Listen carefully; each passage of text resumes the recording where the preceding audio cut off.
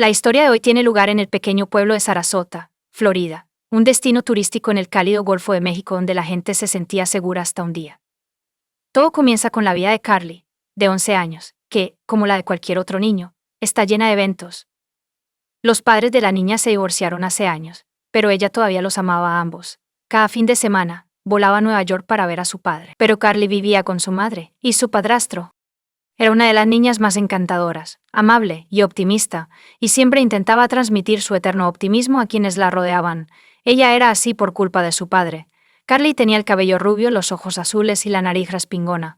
Amigos, familiares y otros reconocían su belleza y carácter. Todos predecían que algún día se convertiría en una modelo o actriz famosa. Sin embargo, los familiares de Carly y ella no eran conscientes de que esto no ocurriría. El 31 de enero de 2004 fue un día ordinario. En su fin de semana, Carly decidió pasar la noche en casa de una amiga. Cuando las chicas pasaban la noche en casa de la otra, hacían todo lo que haría cualquier amiga. Se pintaban las uñas, escuchaban música y chismeaban sobre sus compañeros de clase. Las chicas estaban tan absortas en sus visitas que no se dieron cuenta de que ya era de noche. Como es costumbre en todas las familias los domingos por la noche, toda la familia se reunió para ver el partido del Super Bowl. Carly deseaba desesperadamente llegar a casa para entonces, así que le informó a la madre de su amiga que sus padres la estaban esperando en casa y que podía irse sola a casa. La madre de la amiga estaba preocupada, pero Carly insistió en irse a casa a las 6 p.m., durante 13 minutos. Eso es lo que tardó en llegar a la calle con los Brucias. Eran solo 750 metros.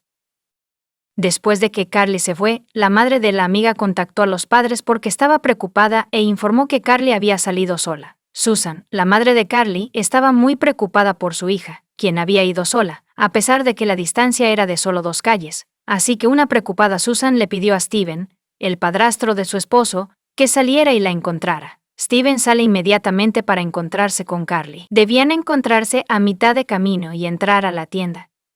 Steven siempre consentía a su hijastra, y la noche antes del partido prometió comprarle un montón de dulces.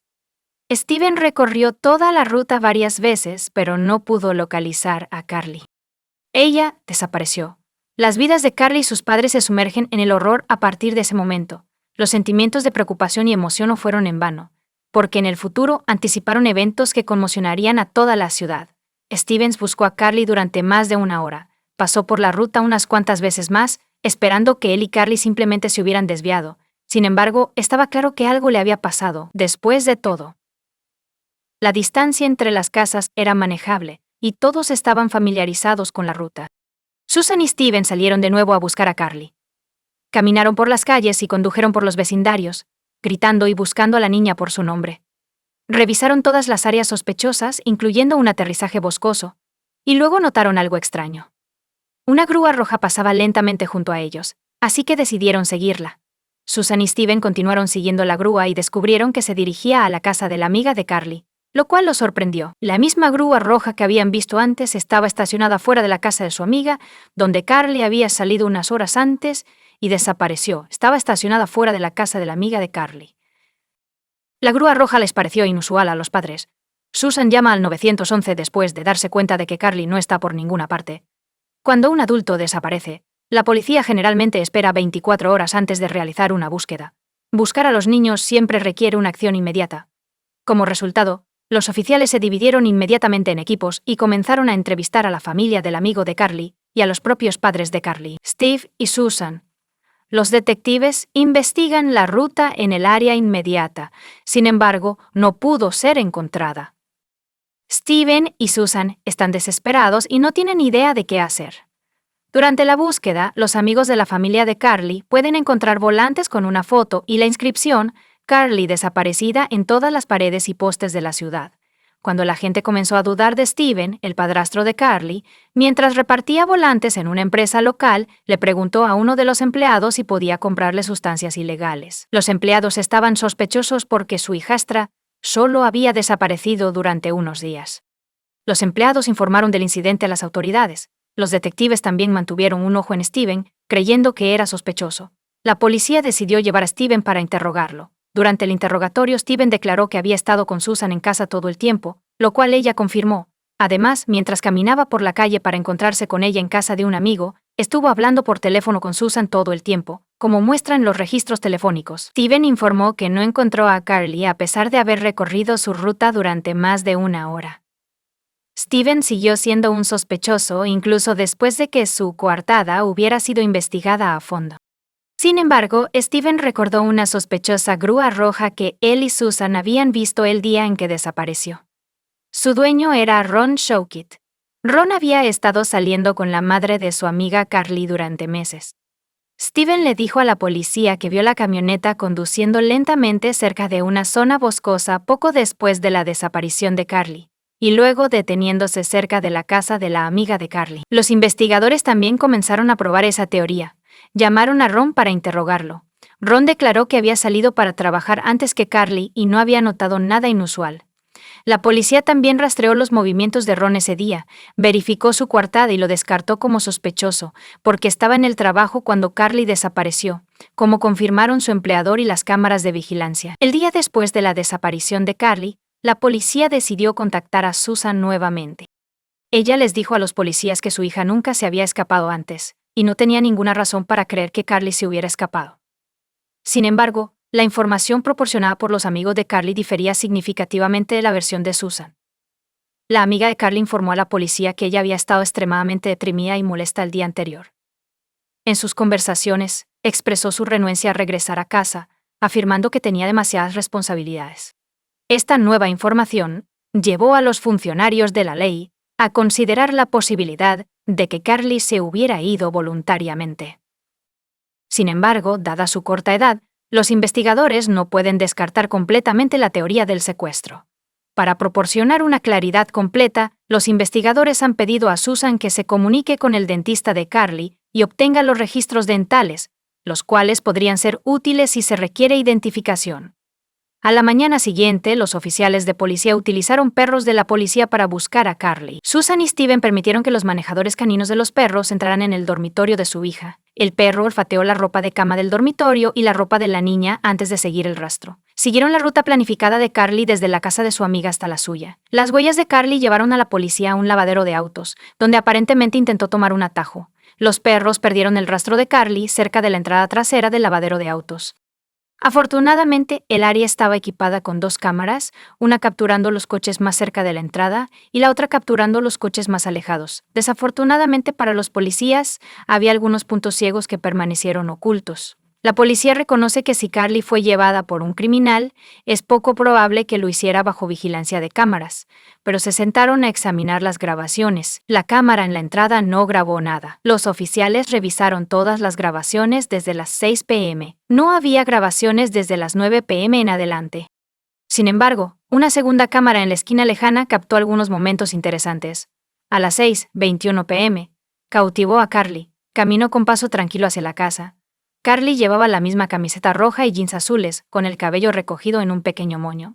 De repente, apareció un hombre en el marco, de piel blanca, robusto, de estatura media, con cabello oscuro y un tatuaje único en el antebrazo. El extraño llevaba un overol de trabajo azul oscuro con una etiqueta de nombre, como si trabajara en una gasolinera o en un taller de coches.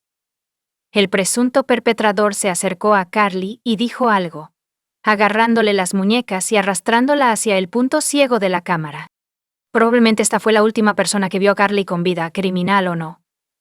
Debería haber sido encontrado lo antes posible y haber averiguado qué ocurrió en ese estacionamiento el 1 de febrero a las 6:21 p.m. La mala calidad de las grabaciones de la cámara de seguridad hacía imposible ver el rostro del hombre, y mucho menos su etiqueta con el nombre. La única esperanza era involucrar al público en la búsqueda. Las grabaciones de las cámaras de seguridad se habían difundido ampliamente durante 24 horas y se habían publicado en los periódicos. Necesitaban difundir la noticia lo más posible. Quizás alguien pudiera reconocer a una persona basándose en su forma y construir una puerta OR. La policía estableció un centro de llamadas especial con la esperanza de obtener más información sobre lo que le sucedió a Carly, o al menos algunos datos de posibles testigos. En 24 horas, habían recibido más de 700 llamadas. Los operadores registraron cada declaración, pero todas fueron infructuosas hasta tarde en la noche, cuando recibieron una pista que los llevó al perpetrador. El martes 3 de febrero, la policía recibió una llamada de un hombre que afirmaba conocer al hombre en el video. El llamante se presentó como uno de sus socios comerciales. Dijo que el nombre del hombre es Joseph Smith y se le identifica fácilmente por su peculiar uniforme y su andar torpe. Los agentes de policía inmediatamente se hicieron con una pista muy esperada. Los operadores continúan respondiendo el teléfono. Los detectives verificaron la información de Joseph Smith. El hombre se mudó al condado de Sarasota desde Brooklyn, Nueva York, en 2003. Era mecánico automotriz de oficio y había estado casado, pero se había divorciado 2 veces. Sus 3 hijas adultas eran graduadas universitarias. El nuevo sospechoso tenía 37 años, tenía un largo historial criminal que se remontaba a 1993. Había varios cargos, incluyendo la solicitud de menores. Joseph Smith, quien había tenido problemas de espalda durante la mayor parte de su vida, era gravemente adicto a las drogas ilegales. Había sido arrestado varias veces, incluyendo 3 por agredir a mujeres. La desaparición de Carly ocurrió mientras él estaba en libertad condicional. Uno de los compañeros de trabajo de Smith informó que había estado actuando de manera extraña desde la desaparición de Carly, y el día anterior no se había presentado al trabajo en absoluto. También declaró que Smith había usado sustancias ilegales. Este compañero de trabajo confirmó que el hombre en la cinta de video se parecía mucho a Smith en apariencia, comportamiento y vestimenta. Otro compañero de trabajo confirmó que el hombre en el videotape se parecía mucho a Joseph Smith y declaró que el día después de que Carly fue secuestrada, Smith llegó al trabajo bajo la influencia de sustancias ilegales. Los compañeros de trabajo de Smith afirmaron que Joseph estaba teniendo problemas en el trabajo debido a las drogas ilegales y las deudas. La policía decide de reexaminar todos los videos de lavado de autos de poco antes del secuestro de Carly en un intento de conectar al secuestrador con uno de los coches que pasaban o se detenían cerca del lavado de autos. Los compañeros de trabajo de Joseph dijeron que él conducía un Lincoln marrón. Sin embargo, en el momento del secuestro estaba siendo reparado. La policía investigó una camioneta Buick de color claro que entró en el estacionamiento del lavadero de autos aproximadamente 3 minutos antes de que Carly fuera secuestrada. El coche se detuvo brevemente en el estacionamiento antes de alejarse. La calidad del video impidió que la policía pudiera determinar el número de la matrícula o identificar al conductor. La policía decidió ir a la casa de Joseph Smith. Los oficiales llegaron a la casa de los amigos de Joseph, donde él estaba alquilando una habitación después de que su esposa lo echara. Joseph abrió la puerta, sorprendido y atónito de que lo hubieran confundido con el secuestrador. Los oficiales de policía continuaron interrogando a Joseph, centrándose en los detalles de su coartada. Joseph insistió en que estaba en casa viendo el Super Bowl cuando Carly desapareció, y que sus amigos confirmaron su presencia en ese momento. Sin embargo, cuando le mostraron una imagen de una cámara de video de un hombre que se parecía mucho a él, Joseph admitió abruptamente que el hombre se parecía a él. Sin embargo, insistió en que estaba en casa esa noche y que no podía haber estado cerca del lavadero de coches. Los detectives decidieron realizar verificaciones adicionales pidiéndole a Joseph que mostrara sus manos y se subiera las mangas. Durante esta revisión, se descubrió que Joseph tenía tatuajes en el antebrazo que coincidían con los vistos en las grabaciones de vigilancia. Además, los investigadores descubrieron varios rasguños recientes en su cara y manos. Durante las entrevistas posteriores con los investigadores, Joseph admitió que sí tomó prestado un station wagon de color claro de sus amigos ese día. Sin embargo, afirmó que solo lo condujo a una marina cercana para disfrutar de la vista del agua antes de regresar a casa. La investigación continuó. La policía estaba segura de que Joseph estaba involucrado en la desaparición de Carly. Sin embargo, el dueño del apartamento del que alquiló a Mamie confirmó su coartada, lo que desconcertó ligeramente a los investigadores. La policía registró minuciosamente el Lincoln de Joseph y descubrió varias jeringas en su interior. Joseph fue arrestado por usar sustancias ilegales y cucharas, así como por violar los términos de su libertad condicional. Unas horas después del arresto de Joseph, Jeff Pincus, amigo de Joseph y esposo de Mimi, contactó a la policía e informó que Mimi había confundido las fechas en su declaración. Declararon que efectivamente le habían prestado su coche, pero que no lo había devuelto por la tarde como prometió y no había llegado hasta poco antes del amanecer. También testificaron que antes de que Joseph se fuera, revisaron el odómetro, y cuando Joseph regresó, descubrieron que había recorrido más de 300 millas, y el interior del coche parecía descuidado. El asiento trasero estaba abatido. Los oficiales luego preguntaron a los amigos de Joseph si recordaban qué ropa llevaba Joseph cuando salió de la casa. Jeff respondió que llevaba puesto un uniforme de mecánico. Los oficiales de policía lo sabían, pero necesitaban encontrar pruebas indiscutibles de la implicación de Joseph en el caso. La policía obtuvo permiso de los amigos de Joseph para registrar su casa, donde Joseph alquilaba una habitación. Sin embargo, no encontraron ninguna evidencia que vinculara a Joseph con la desaparición de Carly. Además, la policía aún no pudo localizar a Carly. La policía registró las áreas boscosas cerca de donde Carly fue vista por última vez en una grabación de video. Sin embargo, la búsqueda no produjo resultados. Mientras la policía buscaba a Carly, uno de los viejos conocidos de Joseph visitó la comisaría. Confirmó que el hombre en el video se parecía mucho a Joseph y proporcionó información crítica. El hombre declaró que Joseph había hablado recientemente sobre su creciente deseo de agredir a mujeres. Después de esta conversación, los oficiales de policía llevaron a Joseph de la cárcel a la estación para ser interrogado. Joseph entró en la sala de interrogatorios. Quería hablar con su madre o su hermano. El detective persuadió a Joseph para que contactara a la oficina del defensor público y tuviera a un abogado que viniera a verlo. Durante el interrogatorio, los oficiales no pudieron obtener ninguna información de Joseph, así que fue devuelto a la cárcel. Finalmente pudo hablar con su hermano John. Lo que le dijo a su hermano confirmó todos sus peores temores. 5 días después de que Carly desapareciera, el hermano de Joseph, John, decidió contactar a la policía y revelar un terrible secreto. Les mostró a la policía dónde estaba el cuerpo de Carly. Los llevó a la iglesia en Proctor Road, en el bosque. John reveló que su hermano había confesado haber secuestrado y atacado brutalmente a Carly. John afirmó que Joseph había matado a Carly, la había golpeado y la había estrangulado con un cordón. Admitió que quería usar instrumentos afilados, pero tenía miedo de que no podría lavar el coche después. La confesión fue tan cruel y repugnante que los hermanos no pudieron expresar sus sentimientos, y quedaron profundamente impactados por un secreto tan terrible. Escuche el secreto de su hermano. Juan sospechaba que había usado sustancias prohibidas o cometido robos, pero nunca imaginó que llegaría a este punto. Luego, la madre de Joseph informó a la policía que su hijo se había puesto en contacto con ella y confesó sus acciones. La policía descubrió los restos de Carly precisamente donde John había señalado. Carly claramente estaba luchando y peleando por sobrevivir. La investigación determinó que la muerte fue causada por estrangulación. Los detectives también confirmaron que Joseph agredió el cuerpo de Carly. Un examen forense reveló rastros del ADN de Joseph en el cuerpo de Carly, así como fibras de la ropa y cabello de Joseph.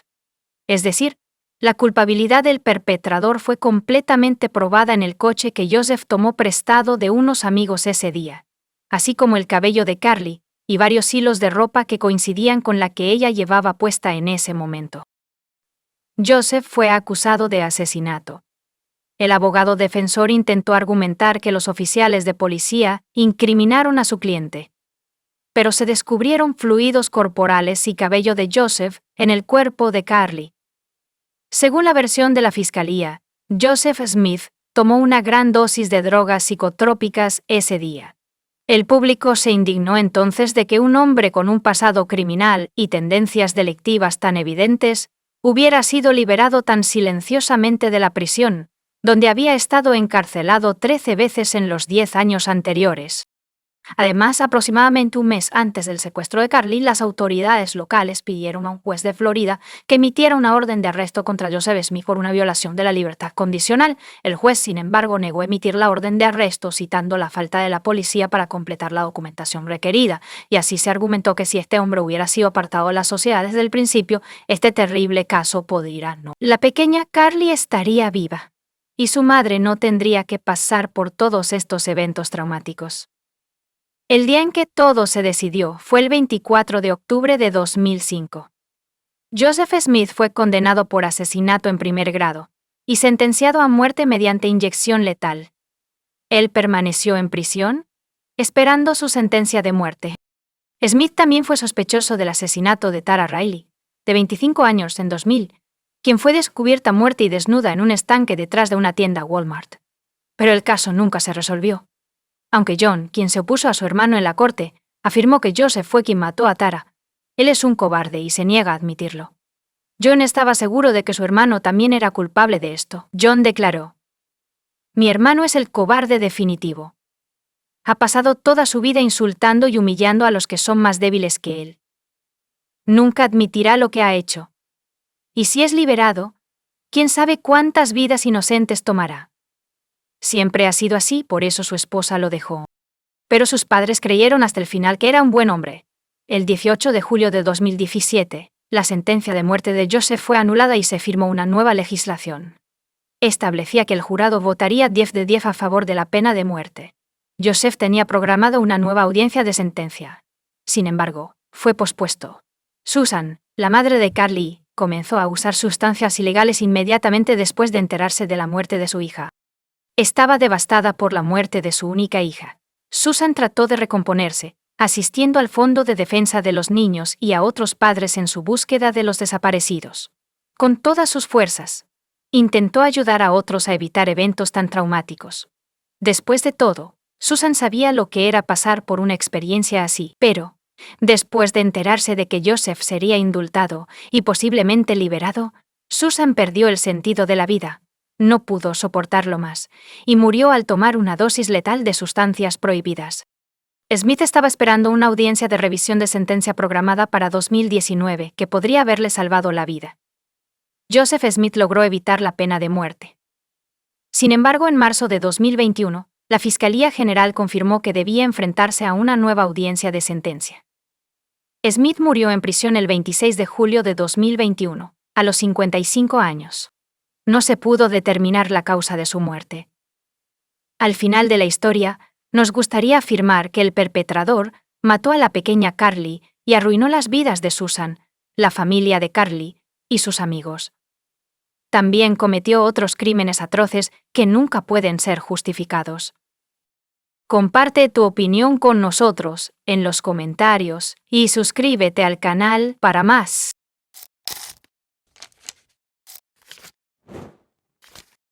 Gail Katz nació el 8 de marzo de 1956 en Brooklyn, Nueva York. Crecí con otros 2 hermanos, una hermana y un hermano. A pesar de sobresalir académicamente como adolescente y graduarse un año antes que sus compañeros, la vida de Gail tomó un giro diferente cuando comenzó la universidad. En lugar de centrarse en su éxito académico, se involucró en un estilo de vida de fiestas, lo que la llevó a tomar la decisión de abandonar la universidad. Esta decisión decepcionó profundamente a sus padres conservadores, quienes tenían creencias tradicionales sobre la vida. Creían que la única oportunidad de Gail para un futuro exitoso era casarse con un hombre adinerado. La madre de Gail, que trabajaba en el departamento de emergencias del hospital, la animaba fuertemente a buscar a un médico como pareja de vida, pero Gail se negó, prefiriendo socializar y salir con chicos en lugar de tener una relación comprometida. Gail eventualmente perdió el control de su vida, lidiando con la depresión e intentando suicidarse varias veces. A pesar de la sorpresa inicial de su familia, Gail les presentó a un hombre llamado Robert Birnbaum, a quien habían conocido a través de amigos en común. El Dr. Birnbaum, un joven y prometedor individuo, parecía ser la pareja perfecta para Gail y su familia. Proveniente de un exitoso cardiólogo, siguió una carrera en medicina y completó su residencia en cirugía plástica en el Brooklyn Maimonides Medical Center. Aparte de su impresionante formación académica, Robert tenía encanto, habilidades lingüísticas y una pasión por el esquí, pero su mayor pasión era la aviación. Tenía licencia de piloto y frecuentemente planeaba citas románticas en el aire para Gail. Ella disfrutaba de estas aventuras y él apreciaba su interés genuino en sus pasatiempos. Como resultado, su vínculo creció rápidamente, lo que finalmente llevó a su matrimonio. Sin embargo, como muchas historias de amor, la suya no terminó con un felices para siempre. El 7 de julio de 1985, un domingo, Robert Birnbaum llegó solo a la casa de su hermana en Montclair, Nueva Jersey, y, alrededor de las 6:30 p.m. era el cumpleaños de su sobrino, y su hermana había organizado una celebración para él. Robert y su esposa Gail Katz fueron invitados al evento. Sin embargo, Robert informó a su hermana y a su padre que Gail no lo acompañaría debido a una discusión que tuvieron más temprano ese día. Según Robert, Gail y él salieron de su apartamento en Manhattan alrededor de las 11 a.m. para visitar Central Park, y ella no había regresado a casa para cuando él se fue a la fiesta, así que fue solo. De camino a casa después de la celebración, Robert se detuvo en la casa de su amigo, el Dr. Scott Barone. En este punto, Robert parecía angustiado e intentó llamar varias veces al teléfono fijo de su apartamento sin éxito. Le contó a Scott sobre la discusión de la mañana con Gail, señalando que ella se había ido vestida de manera informal y no había tenido comunicación con él desde entonces. Cuando Robert regresó a su apartamento en Manhattan, encontró a Gail desaparecida. Contactó a su antigua profesora de psicología, la doca Yvette Face, para hablar sobre la discusión. Robert informó a Yvette que Gail había salido más temprano ese día para tomar el sol en Central Park. Yvette le aconsejó que contactara a la policía y preguntara al portero del complejo de apartamentos sobre el paradero de Gail, lo cual Robert aceptó hacer. La noche siguiente, el 8 de julio, a las 9 p.m., Robert contactó al detective Virgilio Dalsos por primera vez. Informó al detective que Gail había salido del apartamento a las 11 a.m. Había hablado con ella el día anterior y no había tenido noticias de ella desde entonces. Robert explicó que esperó a Gail en su apartamento hasta las 5:30 p.m., pero ella no regresó, así que se fue a la fiesta de su sobrino en casa de su hermana. Robert fue la última persona conocida en ver a Gail. El detective le instó a proporcionar tantos detalles como fuera posible para ayudar a encontrarla. Robert le mencionó al detective que Gail había intentado suicidarse anteriormente. También expresó su preocupación a sus amigos de que Gail podría haberse hecho daño, citando información de su terapeuta, la deciera Sybil Baran, quien supuestamente le informó sobre las tendencias suicidas de Gail. La búsqueda de Gail comenzó, pero la policía encontró desafíos significativos debido a la falta de pistas sólidas. A pesar de sus esfuerzos por obtener información adicional de Robert, él no respondió a sus repetidos mensajes hasta el 10 de julio. 10 días después de que ella fue reportada como desaparecida. Durante su conversación con el detective O'Malley, Robert preguntó sobre el estado de la investigación y acordó reunirse 3 días después para repasar los detalles de la última vez que vio a Gail. A medida que pasaba el tiempo, la policía se preocupaba cada vez más de que Robert estuviera ocultando información crucial. Varios incidentes les preocuparon, incluyendo un encuentro el 14 de julio, cuando algunos de los amigos de Gail, incluyendo a Mary y SSR, la estaban buscando activamente y distribuyendo carteles de personas desaparecidas. Durante esta conversación, Robert le mencionó a Mary Ann que pensaba que Gail estaba de compras en Bloomingdale's durante una semana, lo cual levantó sospechas para los investigadores. En otra ocasión, hizo un comentario extraño a la madre de Gail sobre cómo los Cats se estaban enfermando y la necesidad de limpiar la alfombra. Lo encontraron peculiar. Los detalles que relató sobre los eventos del 7 de julio diferían dependiendo de con quién hablara. Curiosamente, no notificó a la policía sobre la discusión que tuvo con Gail el domingo por la mañana, antes de su partida a las 11 a.m., a pesar de haberlo contado a su familia y a algunos amigos. En cambio, le dijo a la policía que la discusión ocurrió la noche antes de que ella desapareciera, citando problemas financieros como la razón. Afirmó que se reconciliaron después. Incluso mencionó una cena romántica que preparó para Gail cuando regresaron a su apartamento el 6 de julio, afirmando que ella fue a Central Park a las 11 a.m. del día siguiente. A pesar de los repetidos interrogatorios por parte de la policía para asegurarse de que revelara todos los eventos del 7 de julio, él mantuvo que permaneció en el apartamento hasta salir para la fiesta a las 5:30 p.m. Esto contradijo lo que le dijo a los amigos de Gail, quienes afirmaron que la buscó en Central Park entre las 11 a.m. y las 5:30 p.m., incluso después de afirmar haber encontrado su toalla y aceite bronceador. A pesar de la importancia de esta información en la desaparición de Gail, no informó a la policía. Robert informó al detective que había hablado con el portero de su complejo de apartamentos, quien recordó haber visto a Gail salir alrededor de las 11 a.m. Sin embargo, no regresaré. Sin embargo, cuando fue confrontado por la policía, el portero afirmó que no había visto a Robert ni a Gail ese día. Además, cuando el detective Dalsa solicitó una búsqueda en el apartamento de Gail en julio, tras su informe inicial de desaparición, Robert solo respondió el 12 de septiembre y permitió la entrada el 30 de septiembre. Sin embargo, debido a limitaciones, la policía no pudo buscar muestras de sangre o cabello. A medida que crecían las sospechas sobre la posible implicación de Robert en la desaparición de Gail, la policía investigó su matrimonio y descubrió una relación lejos de ser perfecta, descrita como tóxica por conocidos. La relación no siempre fue turbulenta. Se conocieron a principios de la década de 1980, cuando Gail era estudiante universitaria, y Robert era residente de cirugía en Manhattan. Robert inicialmente hizo grandes esfuerzos para impresionar a Gail, demostrando sus habilidades como piloto y su fluidez en varios idiomas, lo cual parecía romántico. La relación fue inicialmente descrita como mágica. Sin embargo, las cosas cambiaron y comenzaron a discutir con más frecuencia en los meses previos a la desaparición de Gail. La hermana de Gail, Elaine Katz, le dijo a la policía que presenció a Robert alimentando a Gail a la fuerza en un restaurante, lo cual la perturbó profundamente. Este fue solo uno de varios incidentes preocupantes descubiertos por la policía. Tanto amigos como familiares describieron a Robert como controlador, y Gail le confió a un vecino que se sentía incómoda en casa. Gail había presentado previamente un informe policial alegando que Robert la había estrangulado, hasta dejarla inconsciente después de atraparla fumando en el balcón. Aunque Gail se quedó con Robert después de que él aceptara ver a un psiquiatra, el psiquiatra más tarde le envió una carta advirtiéndole que Robert podría ser una amenaza seria para su vida. Gail había comenzado una nueva relación y decidió irse poco antes de que se reportara su desaparición. Robert le dijo a un amigo que ella planeaba informarle de su decisión de irse y presentar el divorcio el 7 de julio.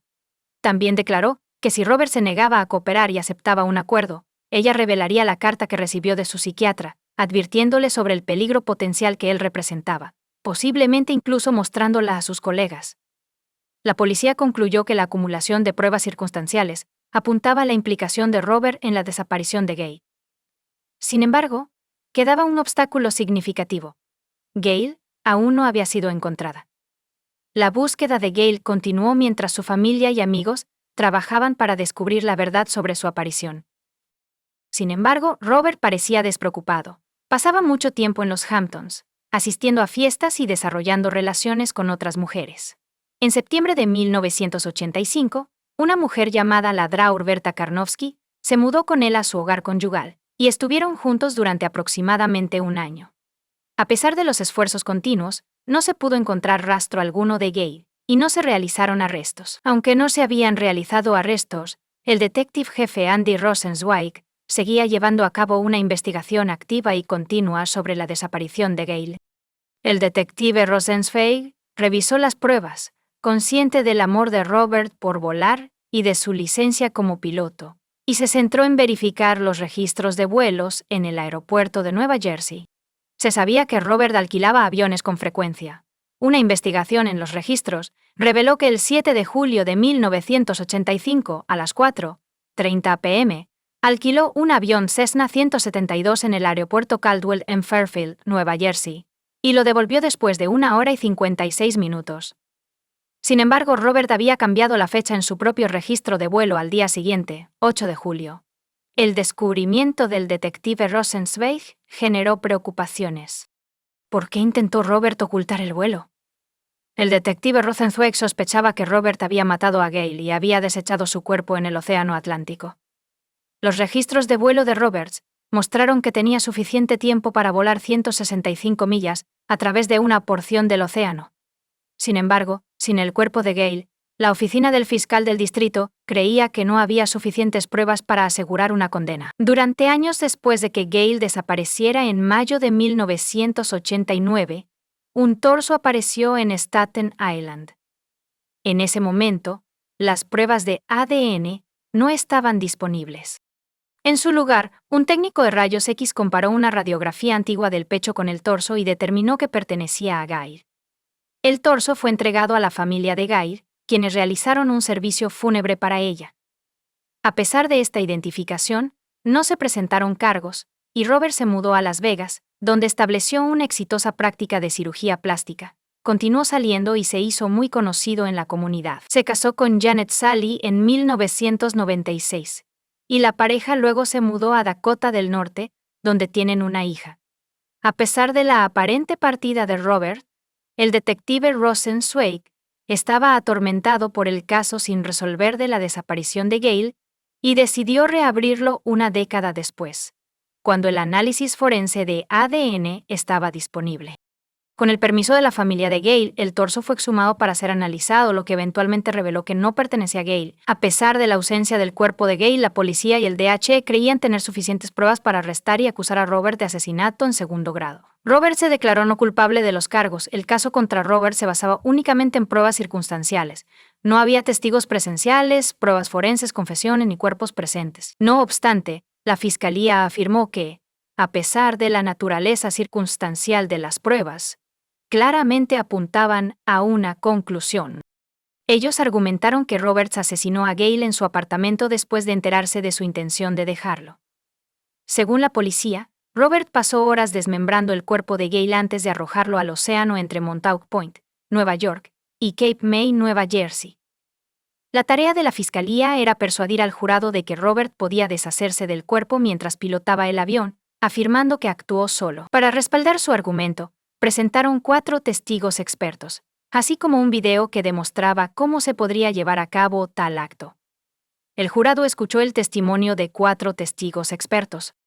El médico forense jefe de la ciudad de Nueva York, un piloto experimentado de la Policía de Nueva York e inspector de seguridad aérea, y un instructor de vuelo de piloto de transporte aéreo y examinador de pruebas de vuelo de la FAA, afirmaron que Robert, un residente de cirugía y piloto, podría desmembrar fácilmente un cuerpo del tamaño de Gail, 5 pies, 3 pulgadas y 110 libras, en 10 minutos. También testificaron que él podría meter sus extremidades desmembradas en una bolsa de vuelo y transportarlas a través de una salida trasera no monitoreada de su edificio de apartamentos antes de caminar 2 cuadras hasta su coche y darse cuenta.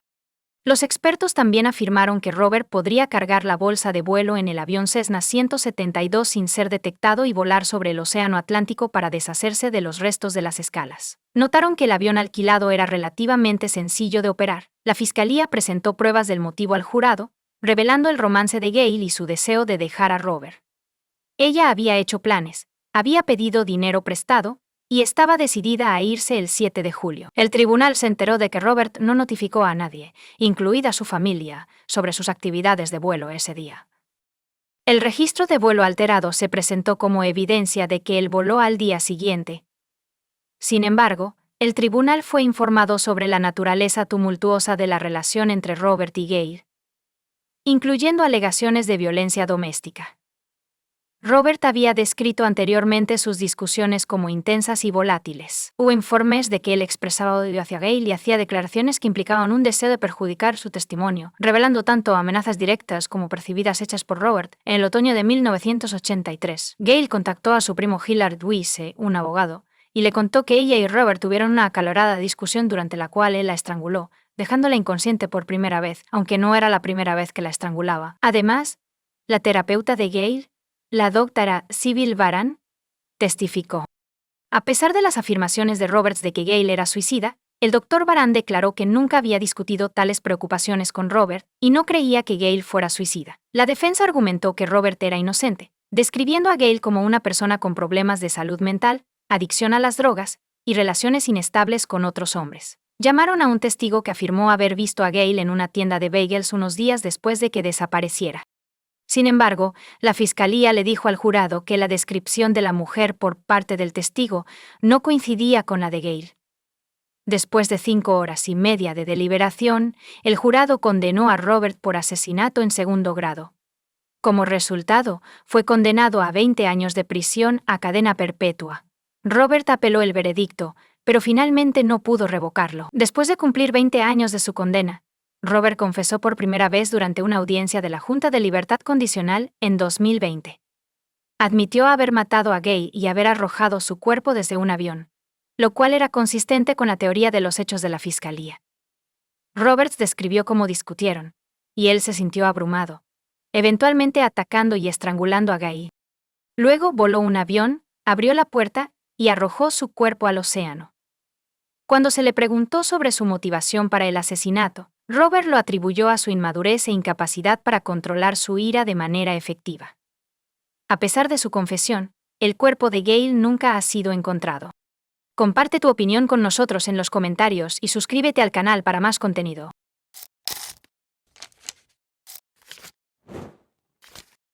El martes 14 de enero de 2014, justo antes del mediodía, se enviaron agentes de la ley a una residencia en Frisco, Texas, para realizar un chequeo de bienestar de Anna Moses, una mujer de 43 años que vive de manera independiente. Su novio Michael Stodnick expresó su preocupación cuando no pudo contactarla. Tenían una cita programada la noche anterior, pero cuando Michael llegó a la casa de Anna a las 7:30 p.m., estaba oscuro, o las luces estaban apagadas, y su coche no estaba en el camino de entrada. Esto era inusual porque Anna normalmente dejaba su coche en el camino de entrada, excepto cuando había mal tiempo, cuando lo aparcaba en el garaje. Michael tocó el timbre, llamó, y envió un mensaje de texto, pero no recibió respuesta. Después de su intento inicial de contactar a Anna, Michael condujo a un Starbucks cercano y esperó 15 minutos. Regresó a la casa de Anna y no encontró ningún cambio aparente, así que decidió irse a casa. A la mañana siguiente, Michael intentó nuevamente comunicarse con Anna a través de mensajes de texto y llamadas telefónicas, pero no recibió respuesta.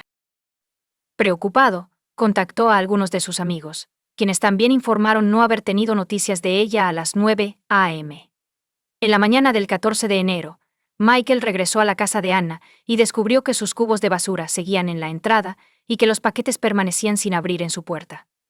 A pesar de tener la llave de la casa, Michael se abstuvo de entrar porque no conocía el código de la alarma. La situación indicaba que Anna no había regresado a casa del trabajo el día 13. Michael contactó a la policía y solicitó un chequeo de bienestar después de preocuparse por el estado de Anna. La policía le aconsejó que se pusiera en contacto con la policía de la Universidad de Texas en Dallas, que era la última ubicación conocida de Anna. Anna trabajaba como analista estadístico en el Departamento de Estrategia de la UTD y había trabajado todo el día el 13 de enero. Michael fue al campus y habló con la policía, pero no parecían preocupados. Solo tomaron en serio la desaparición de Anna después de que su jefe la reportara como desaparecida. Su jefe también les informó que ella no había estado en el trabajo la mañana del 14 de enero. Tras este informe se realizó una llamada al 911, lo que llevó a la llegada de la policía. Pero como residentes, nada parecía fuera de lugar. No había evidencia de entrada forzada. Contactaron al hijo de Anna, Igor, quien tenía una llave y los recibió en la casa. La alarma se desactivó a las 12:05 p.m., según el registro de la alarma, por primera vez desde la mañana del 13 de enero. La pregunta seguía siendo, ¿dónde estaba Anna? La policía registró varias habitaciones y encontró el cuerpo sin vida de Anna en el garaje, donde había sido asesinada de un disparo. A pesar de su muerte, permaneció vestida con su abrigo y bufanda. Sorprendentemente, no parecía faltar nada más que su coche. Su bolso con dinero fue encontrado junto a ella, y el correo estaba esparcido a su alrededor. Notablemente, una bolsa vacía de Taco Bell con un envoltorio de quesadilla estaba en el suelo cercano. Anna tenía 7 heridas de bala, distribuidas de la siguiente manera: 1 en el cuello, 2 en el pecho, 3 en la espalda y una que no rompió la piel, con la bala alojada en su ropa. También tenía abrasiones en la mano izquierda y una abrasión menor en la mano derecha, que podrían ser el resultado de una caída o heridas defensivas. Sorprendentemente, la policía descubrió 11 casquillos en el garaje, lo que contradice el conteo inicial de 7. Curiosamente, no había agujeros de bala en el garaje. Esto llevó a la policía a sospechar que la escena del crimen había sido montada para dar la apariencia de un robo. Cabe destacar que no se encontraron huellas dactilares en la puerta del patio ni en la puerta interior del garaje. La policía cree que Anna fue asesinada la noche del 13 de enero cuando regresaba a casa después de su trabajo en la Universidad de Texas en Dallas. La pregunta crucial sigue siendo, ¿quién es responsable del asesinato de Anna? La investigación sobre la muerte de Anna generó más preguntas que respuestas. Originaria de Rusia, se mudó a los Estados Unidos después de conocer a Robert Moses. Su unión llevó al matrimonio, y Robert fue adoptado formalmente por su hijo Igor. Inicialmente, la familia parecía unida, con Robert e Igor teniendo un fuerte vínculo. Sin embargo, a medida que pasaron los años y Anna ganó confianza en su nueva vida americana, comenzó a participar en actividades separadas de Robert, lo que causó tensiones en su relación.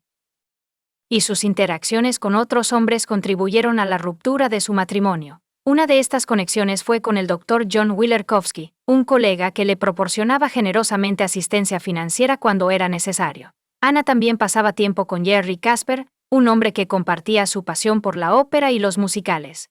Jerry estaba tan fascinado con Anna que le dedicó libros de poesía. A pesar de esto, él afirmaba que no había nada romántico entre él y Anna porque estaba casado. Durante su investigación, la policía habló con uno de los amigos de Anna, el Dr. Jacks, un cristiano que trabajaba en la Universidad de Texas en Dallas. El Dr. Christian describió un incidente que ocurrió el 15 de diciembre de 2012 entre Anna y su ex esposo Robert. Según el Dr. Christian, Anna estaba en gran angustia y se puso en contacto con él, afirmando que estaba atrapada dentro de un armario con sus 2 perros. Se llamó a la policía, pero el incidente se reportó como un error. El Dr. Christian declaró que Anna parecía genuinamente asustada de Robert, recordando un encuentro en el que Anna estaba visiblemente alterada, y expresó su preocupación de que él la mataría esa noche. Anna y Robert finalizaron su divorcio en marzo de 2013. A pesar de la separación, Robert se quedó en la casa, mientras que Robert se mudó a una vivienda compartida con otros 3 hombres divorciados, notablemente su hijo Igor, quien mantenía estrechos lazos con ambos padres y les hacía visitas frecuentes. A pesar de su divorcio, Robert continuó ayudando a Anna con las reparaciones del hogar según fuera necesario. Sorprendentemente, Anna no le contó a ningún amigo o familiar sobre sus persistentes miedos respecto a Robert después del divorcio. De hecho, parecía contenta y feliz, habiendo encontrado compañía a través de las citas en línea. Anna había estado en una relación de 1 año con Michael, a quien conoció a través de Match.com. Cuando fue interrogado por la policía, Robert dio su versión de los hechos el 13 de enero. Afirmó haber pasado el día viendo fútbol en casa antes de visitar el Twin Peaks Bar. Las grabaciones de vigilancia confirmaron su cronología, con él entrando al bar a las 7:06 p.m. y saliendo a las 7:57 p.m. durante el interrogatorio. La policía descubrió un pequeño corte en la mano derecha de Robert, justo encima del nudillo de su dedo anular, con sangre filtrándose a través del vendaje. A pesar de esto, Robert cooperó con la investigación, proporcionando una muestra de ADN y permitiendo que la policía registrara su habitación. Durante la búsqueda de las pertenencias de Robert, se descubrieron varias armas de fuego, incluyendo un rifle largo Ruger, una pistola de bolsillo negra y una pistola de tiro al blanco Browning Buckmark negra. Sin embargo, pruebas exhaustivas eliminaron estas armas de fuego como el arma del crimen. El día después de que se descubriera el cuerpo de Anna, su coche fue encontrado a unas pocas calles de su casa. Al inspeccionar, la policía descubrió sangre en el asiento del conductor, así como huellas de barro en el capó del coche y en la parte superior del vehículo. Dentro del coche, una lata de Red Bull en el asiento trasero del lado del pasajero, y una colilla en el piso levantaron sospechas porque no se conocía que Anna fumara o bebiera bebidas energéticas. La policía creía que la sangre encontrada en el coche era consistente con el tipo de herida en la mano derecha de Robert. Las pruebas de ADN posteriores revelaron que la sangre en el coche de Anna coincidía con la muestra de ADN de Robert. Cuando se le preguntó sobre la sangre, Robert inicialmente afirmó no saber nada, diciendo que no podía pensar en una razón para su presencia. Más tarde admitió haber estado en el coche de Anna el 28 de enero de 2015, explicando que estaba arreglando una tubería de agua rota en el garaje en ese momento. Tras estos hallazgos, Robert fue acusado de asesinato. La fiscalía construyó su caso sobre la afirmación de que Robert era la única persona con el motivo, los medios y la oportunidad para cometer el asesinato de Anna, alegando que todo apuntaba hacia él. No apunta a ningún otro lugar. Sus desacuerdos giraban en torno a la creencia de que Robert asesinó a Anna por beneficio económico personal. El tribunal se enteró de esto el 13 de enero. Anna salió para trabajar a las 8:23 a.m., como suele hacer, y poniendo la alarma de la casa antes de salir. Pasó el día en el trabajo, con un descanso para el té alrededor de las 2 p.m., junto al Dr. Wilerkowski. Anna terminó su jornada laboral a las 5 p.m., su hora habitual de salida. A las 5:04 p.m. la videovigilancia la captó entrando al estacionamiento del trabajo. A las 5:07 p.m., Anna salió del garaje, deteniéndose en un Taco Bell para comprar un corset de pollo, Delia. Crucialmente, la vigilancia cerca de una escuela primaria cerca de la casa de Anna captó un coche que se asemejaba al de Anna pasando a las 5:44 p.m. Esto plantea la pregunta: si Anna condujo a casa, ¿había alguien esperándola dentro del garaje? El caso de la fiscalía se basó en gran medida en establecer el momento de la muerte de Anna, que la policía afirmó ocurrió entre las 5:50 p.m. y las 5:55 p.m. Los testimonios en el tribunal incluyeron declaraciones de personas que viven en la calle donde se descubrió el coche de Anna. Stephen Brockway testificó que el 14 de enero, alrededor de la 1 p.m. a la 1:40 p.m., él y un amigo estaban moviendo un remolque y no había coches estacionados cerca. Regresó alrededor de las 3 p.m. y notó que había una CUV estacionada. Otro vecino informó haber visto una camioneta Chevrolet azul en la calle alrededor de las 5 p.m. y las 6 p.m. Basándose en esta información, la policía concluyó que el coche de Anna probablemente se dejó allí después de las 6 p.m. el 14 de enero. Se reveló en el tribunal que la policía había interrogado a los otros hombres en la vida de Anna. Específicamente, Michael y Jerry. Ambos hombres proporcionaron voluntariamente muestras de ADN para la investigación, pero Michael negó poseer cualquier arma de fuego. Jerry, por otro lado, admitió poseer una Glock de 9 milímetros y una pistola de tiro de 2 puntos. Aunque la policía no recuperó estas armas, el tribunal se enteró por los registros de peaje que Jerry salió de su lugar de trabajo en Arlington alrededor de las 5:18 p.m. del 13 de enero y salió de la caseta de peaje de Renner Road a las 6 p.m. Esta información, combinada con la creencia de la policía sobre la hora de la muerte de Anna, sugería que Jerry no estaba en condiciones de ser responsable del crimen en el momento en que ocurrió. Estos detalles fueron presentados ante el tribunal para descartar a cualquier otro posible sospechoso. El tribunal fue informado de que el Dr. Wilerkowski había sido excluido como sospechoso, basándose en los registros de peaje que confirmaban que estaba en Garland Rover camino a casa a las 5:47 p.m. Además, el tipo de arma de fuego que poseía, una Glock de calibre .40, no coincidía con la pistola utilizada para matar a Anna. Las pruebas de ADN de la lata de Red Bull y la colilla de cigarrillo encontradas en el coche de Anna revelaron que el ADN pertenecía a un hombre desconocido. A pesar de ingresar el perfil en el sistema de índice de ADN combinado, no hubo coincidencias. La fiscalía enfatizó el motivo financiero afirmando que Robert se beneficiaría económicamente de la muerte de Anna. Una revisión de sus registros financieros reveló que varias tarjetas de crédito estaban casi durante los interrogatorios policiales. Robert supuestamente mostró un gran interés en las finanzas de Anna. Michael informó a la policía que poco después de la muerte de Anna, Robert preguntó sobre su situación financiera y se acercó a la madre de Anna para preguntar sobre la ubicación de las joyas de Anna. La doctora Christian testificó que escuchó a Robert decir que sería beneficioso si viviera en la casa de Anna para evitar el costo de mantener 2 hogares. Tatiana Hebert, otra amiga de Anna, describió a Robert como un empresario que estaba interesado en las cuentas bancarias, contraseñas y otros documentos de Anna. El tribunal se enteró de que Frank Shura, el albacén dependiente de Anna, le aconsejó a Igor que estableciera un fideicomiso, pero Robert le dijo que depositara el dinero en una cuenta bancaria. En su lugar, Igor fue nombrado beneficiario de la póliza de seguro de vida de Anna por $750,000 con 0 centavos. El 4 de febrero de 2015, la herencia de Anna depositó $25 con 0 centavos en la cuenta bancaria conjunta de Robert e Igor. Igor afirmó que el dinero se utilizó para pagar el coche que él estaba conduciendo, el cual Robert había poseído anteriormente y que luego le había transferido a Igor. Los ingresos también se utilizaron para pagar la hipoteca de Anna. La defensa afirmó que al centrarse en Robert, la policía no investigó a fondo a otros hombres en la vida de Anna. Afirmaron que los objetos descubiertos en el coche de Anna, así como las huellas, no coincidían con el ADN de Robert, y que el arma utilizada para asesinar a Anna aún no había sido encontrada.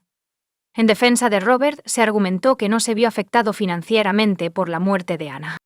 Robert afirmó que su mudanza a la casa de Anna fue únicamente para ayudar a Igor, quien era el beneficiario de su seguro de vida. Igor apoyó esta afirmación, testificando que la decisión de Robert de mudarse fue suya, motivada por el deseo de recibir ayuda en la gestión de las facturas y las responsabilidades del hogar. El juicio reveló que Anna cuidaba excelentemente de Igor, haciéndolo todo por él, por lo que no era raro que él buscara ayuda con el pago de las facturas. Igor testificó sobre la mancha de sangre descubierta en el coche de Anna, afirmando que había estado allí durante años, y no era una mancha nueva o fresca. La defensa también cuestionó la precisión del momento de la muerte. El médico forense declaró durante el juicio que el contenido del estómago de Anna había sido casi completamente digerido.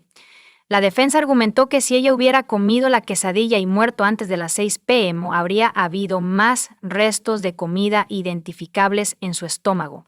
Esto plantea la posibilidad de que ella fuera asesinada más tarde, proporcionando una coartada para Robert y algunos de los otros conocidos masculinos de Anna.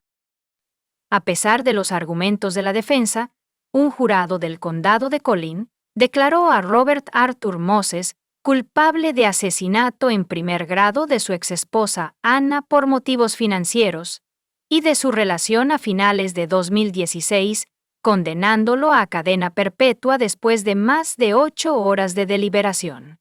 En el tribunal, los fiscales se refirieron al entonces de 64 años como un asesino calculador, afirmando que Anna, de 43 años, fue el objetivo y emboscada en el momento en que murió. Ella fue asesinada en la flor de su vida y nadie debería volver a temerle. Tras su condena, presentó una apelación para impugnar la decisión del tribunal. La apelación de Roberts se centró en la falta de pruebas, alegando que la condena se basó únicamente en conjeturas y especulaciones.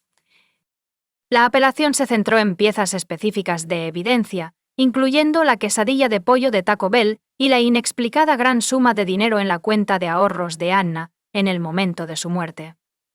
Con respecto a la idea de la quesadilla de pollo, la apelación se centró en el testimonio del Dr. William, que cuestionaba el momento establecido de la muerte de Anna. El Dr. Rowe reconoció que si Anna hubiera comido una quesadilla de pollo en su camino a casa a las 5:45 p.m., es razonable esperar que el contenido del estómago esté parcialmente digerido, después de ser disparada 10 minutos después. Sin embargo, testificó que no pudo reconocer ningún tipo de alimento en el contenido estomacal de Anna, lo que pone en duda la precisión de la cronología. La apelación argumentó que la incertidumbre sobre la digestión de la quesadilla de pollo pone en duda la precisión de la hora de la muerte de Anna, lo que implica que ella fue asesinada después de las 7 p.m. Si es cierto, esta afirmación proporcionaría una coartada para Robert, quien supuestamente estaba en el bar Twin Peaks en ese momento. Además, la apelación destacó la sustancial cuenta de ahorros de Anna, enfatizando el aumento significativo de los fondos durante un período de 23 meses, a pesar de que sus registros de gastos mostraban que gastaba la mayor parte de sus ingresos. La apelación culpó a la policía por no investigar el origen de los fondos. Sin embargo, el Tribunal de Apelaciones Estatal rechazó los argumentos de Robert con respecto a la quesadilla. El tribunal declaró que nadie sabía qué había pasado con ella o si Anna la había consumido, en cuanto a los ahorros de Anna. El tribunal señaló que los fiscales lo mencionaron durante el juicio, afirmando que parte del dinero provenía de un antiguo interés romántico que quería ayudar a Anna. A pesar de la apelación, el tribunal confirmó la condena de Robert, y él sigue encarcelado. El rechazo de la apelación confirma el juicio anterior y preserva el resultado del juicio. Comparte tu opinión con nosotros en los comentarios y suscríbete al canal para más.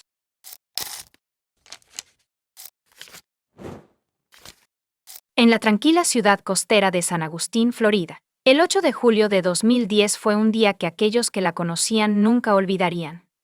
Una solitaria casa de playa sirvió como telón de fondo para un desconcertante misterio. Amigos y familiares luchaban por entender la misteriosa desaparición de una mujer de 45 años que había sido una constante en sus vidas. Su presencia, vista por última vez en una reunión vecinal el 6 de julio, parecía haberse desvanecido en las sombras, dejando un rastro de inquietantes preguntas.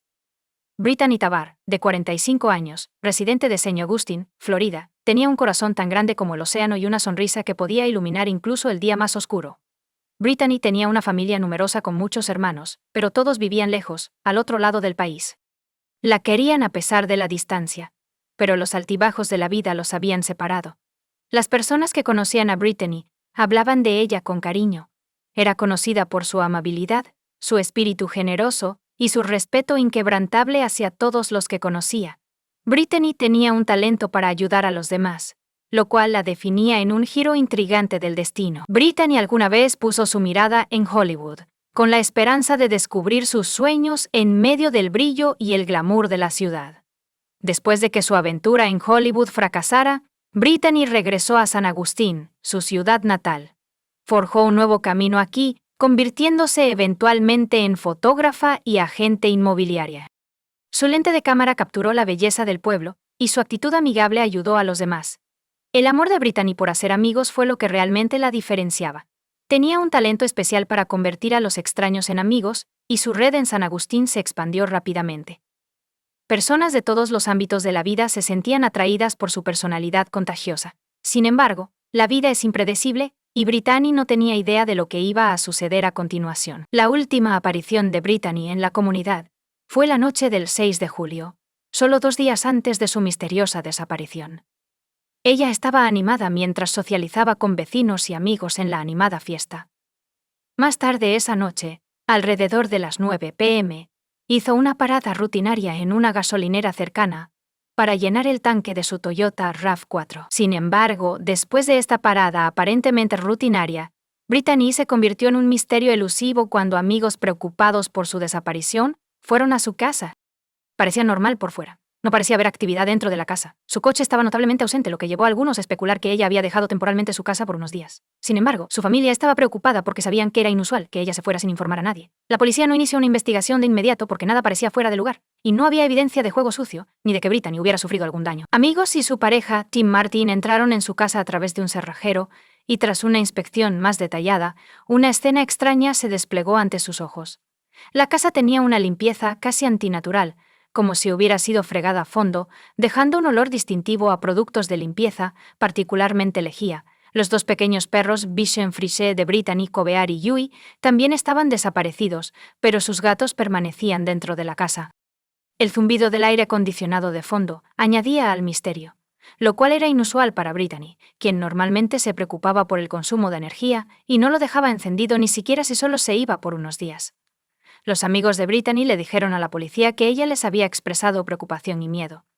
Ella había hablado con algunos de ellos sobre sus preocupaciones.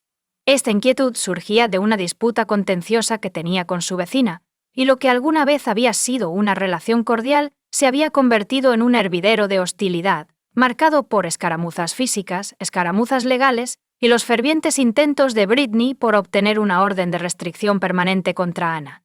El momento de la desaparición de Brittany fue especialmente desconcertante porque coincidió con una audiencia judicial crítica en esta larga disputa. Brittany recopiló meticulosamente pruebas y se preparó para su próximo juicio, lo que hizo que su repentina desaparición fuera aún más desconcertante para quienes la conocían bien. Estaba ansiosa por su comparecencia en el tribunal y no quería perdérsela. Brittany y Anne habían sido amigas cercanas anteriormente, vinculándose sobre recuerdos compartidos y camaradería.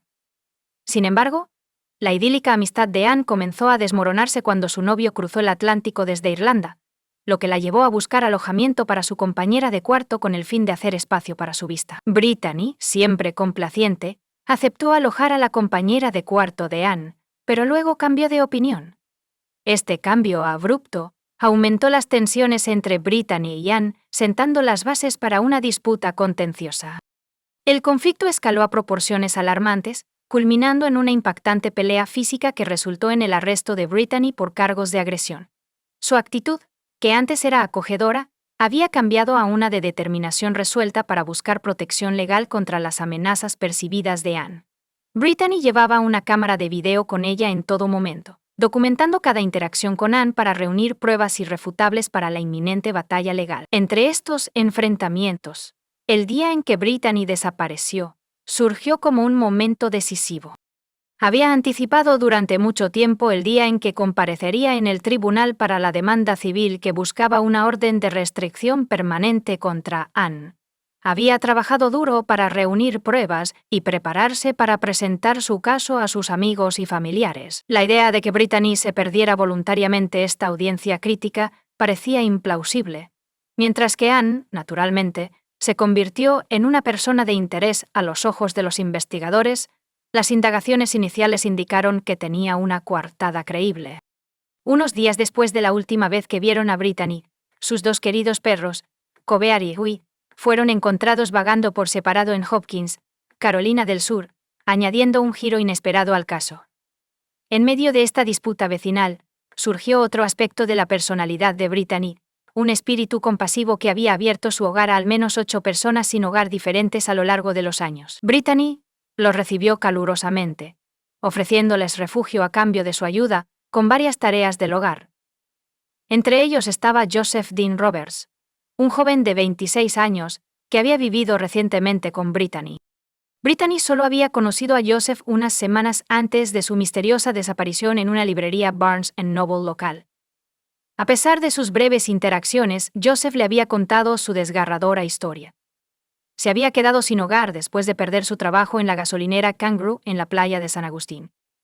Brittany, conocida por su bondad infinita, le tendió la mano y le ofreció un lugar donde quedarse. Las primeras impresiones de Joseph lo retrataron como un joven modesto y promedio, lo cual fue confirmado por sus amigos. No vieron ninguna razón para preocuparse, creyendo que era un huésped típico.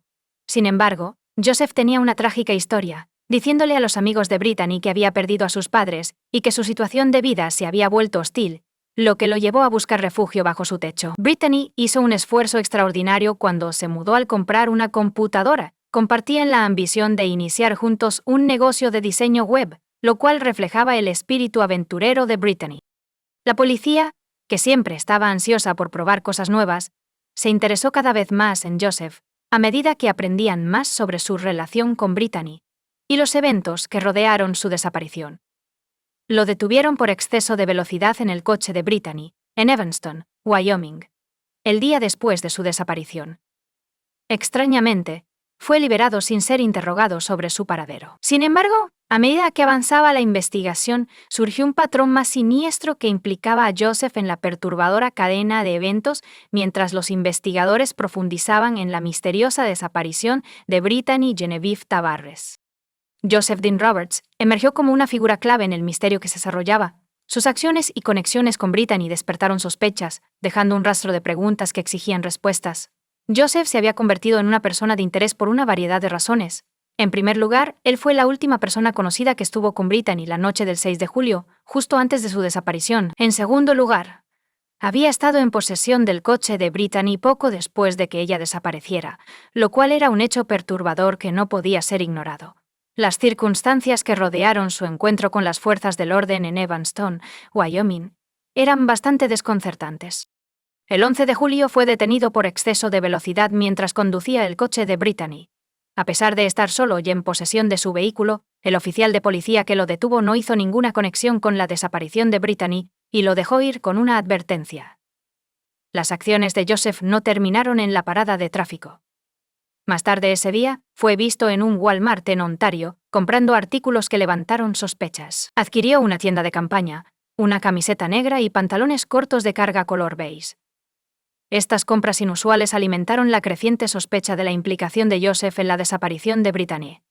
La investigación tomó un giro alarmante cuando se descubrió que la tarjeta de crédito de Brittany seguía siendo utilizada, a pesar de que ella había desaparecido sin dejar rastro. Las autoridades examinaron de cerca las transacciones de la tarjeta de crédito y descubrieron un patrón preocupante. La tarjeta de Brittany había sido utilizada en varios estados, incluyendo Carolina del Norte, Idaho y Oregón. Esta pista financiera pintaba un cuadro de alguien aprovechándose de las pertenencias de Brittany, alimentando los temores de que ella estuviera en grave peligro. Con la evidencia acumulándose y las crecientes preocupaciones sobre la posible implicación de Joseph, las autoridades tomaron un enfoque proactivo y emitieron una alerta pública. El mensaje era claro. Joseph Dean Roberts era una persona de interés en la desaparición de Brittany, y no debía ser subestimado. Las fuerzas del orden advirtieron que podría estar armado y ser peligroso, lo que provocó una búsqueda a nivel nacional.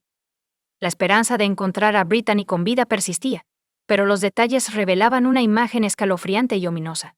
La búsqueda de Joseph Dean Roberts se intensificó, motivada por un deseo de respuestas y justicia en este inquietante misterio. En la interminable búsqueda de respuestas en el caso de Brittany, la desaparición de Genevieve Tavares alcanzó un punto de inflexión el 12 de octubre, cuando Joseph Dean Roberts fue arrestado en Seattle por robo en tienda. Este incidente aparentemente no relacionado arrojaría una sombra ominosa sobre la investigación en curso, revelando eventualmente la sombría verdad sobre el destino de Brittany mientras Joseph estaba bajo custodia. Las autoridades de Florida se apresuraron a Seattle para interrogarlo sobre la desaparición de Brittany. Su esperanza se mantenía firme de que Brittany aún estaba viva y esperando ser rescatada. No tenían idea de que la escalofriante revelación que estaba a punto de desvelarse pondría fin a ese destello de esperanza. Durante el interrogatorio, Joseph Dean Roberts, el hombre que había compartido la vida y el hogar de Brittany en las semanas previas a su desaparición, comenzó a revelar los escalofriantes detalles de lo que sucedió esa fatídica noche.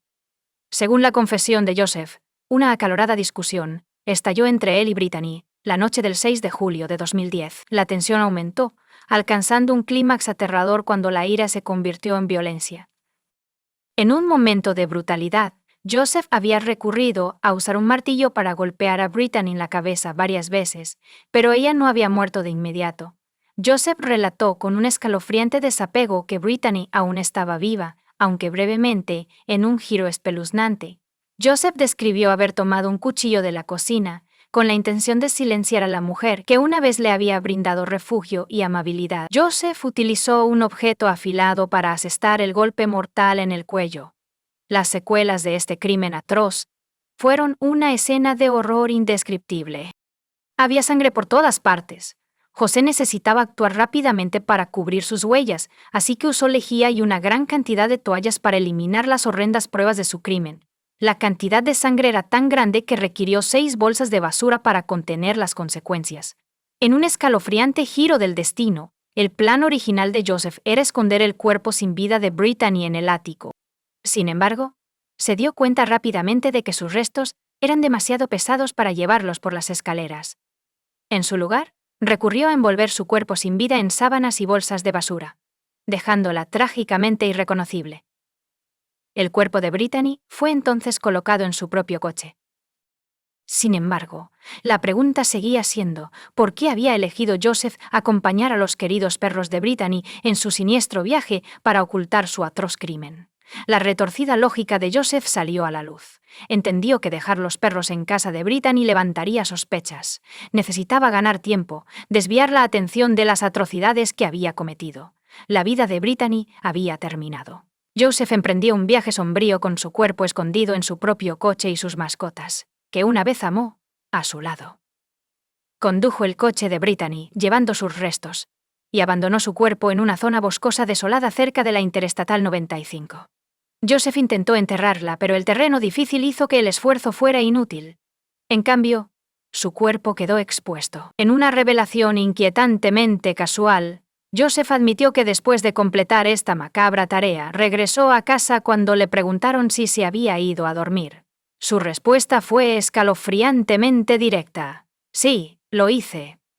Tras este inquietante interludio, Joseph emprendió un viaje por todo el país, cruzando fronteras estatales. Mientras dejaba el coche de Brittany en el aparcamiento de una biblioteca en Seattle, un recordatorio inquietante de la perturbadora naturaleza de sus acciones. La divulgación de estos detalles espeluznantes envió ondas de choque a través de la investigación y la comunidad, que había esperado el regreso seguro de Brittany. Su cuerpo, que estaba gravemente descompuesto, tuvo que ser identificado mediante registros dentales. Murió como resultado de un aparente trauma contundente. Era un recordatorio aterrador de la brutalidad que había experimentado. Joseph Dean Roberts, el hombre que había compartido su hogar y su confianza, había arrojado a Brittany a una pesadilla de la que nunca se recuperaría. Tras la escalofriante confesión de Joseph Dean Roberts, el misterio que rodea la desaparición de Brittany y Genevieve Tabar comienza a desvelarse. La policía descubrió que todo lo que Joseph le había dicho a Brittany era una mentira. Había pasado varios meses viviendo en el bosque cerca de la librería donde se habían conocido. Las fuerzas del orden creían que Joseph tenía la costumbre de vagar por las playas de Florida, intentando persuadir a las mujeres para que le dieran un lugar donde quedarse. Esta estrategia había tenido éxito en numerosas ocasiones. Brittany no era la primera mujer en ofrecerle refugio, y aquellas que lo habían acogido en sus hogares al principio pensaban que era inofensivo y en algunos casos sentían lástima por su situación. Sin embargo, un inquietante cambio en su comportamiento solía ocurrir poco después de mudarse. Por ejemplo, una mujer con la que Joseph trabajaba en la gasolinera Kangaroo le ofreció una habitación para alquilar en su casa, desde agosto de 2008 hasta enero de 2009. Al principio parecía agradable y honesto a pesar de su incapacidad para pagar un motel. Incluso habló sobre sus problemas de salud mental como la depresión y los arrebatos de ira. Sin embargo, en pocas semanas su comportamiento se deterioró. Se volvió desinteresado, descuidó la higiene personal y comenzó a usar sustancias ilegales en la casa. Cuando ella descubrió esto, inmediatamente le pidió que se fuera, y él se fue ese mismo día. Un mes después, otra empleada de la gasolinera llamada Cheryl Davenport le ofreció a Joseph un lugar donde quedarse después de que lo despidieran por robo. Cheryl lo consideraba un amigo y era consciente de que sus problemas de salud mental habían causado tensiones en sus relaciones familiares. A cambio de alojamiento, le pidió que cuidara de sus 3 hijos pequeños. Desafortunadamente, el patrón destructivo se repitió. Joseph dejó de bañarse y volvió a consumir sustancias prohibidas, lo que llevó a Cheryl a pedirle que se fuera.